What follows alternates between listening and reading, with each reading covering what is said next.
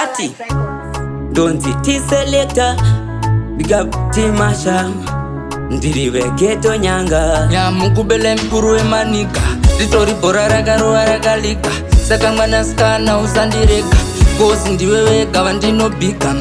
Mwanaskana andikone kudanana ndega. Baby chingofona inini ndiri ndega. Andikone kunzwanana ndega. Baby chingofona inini ndiri ndega.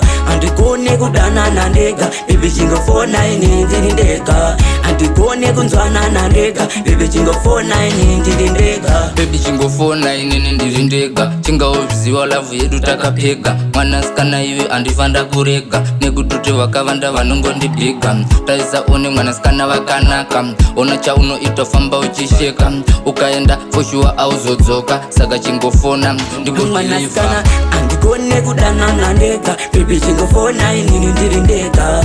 Andikone kunzwanana ndega. Baby chingofona inini ndiri ndega.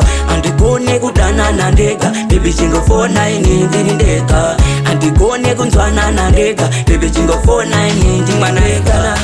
Wakandisiya ndiri one. Inini ndisina plan. Ndokumbira udzoke pateni. Nekuti kudana ndega ndizigoni. Mwanasikana usandirega. Chitondibvuma mukuru wemaniga. Ritori bora ragaroa ragaliga. Saka baby ndiwe mwanasikana andikone kudanana ndega. Baby chingofona inini ndiri ndega. Andikone kunzwanana ndega. Baby chingofona inini ndiri ndega. Andikone kudanana ndega. Baby chingofona inini ndiri ndega.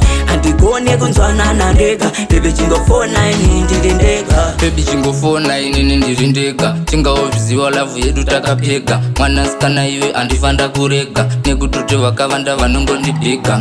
Taisa one mwanasikana wakanaka. Ona chauno itofamba uchisheka. Ukaenda foshua auzodzoka. Saka chingofona mwanasikana andikone kudanana ndega. Baby chingofona inini ndiri ndega. Andikone kunzwanana ndega. Baby chingofona inini ndiri ndega. Andikone kudanana ndega. Baby chingofona inini ndiri ndega. Andikone kunzwanana ndega. Baby chingofona inini ndiri ndega. Andikone kudanana ndega. Baby chingofona inini ndiri ndega. Andikone kunzwanana ndega. Baby chingofona inini ndiri ndega. Andikone kudanana ndega. Baby chingofona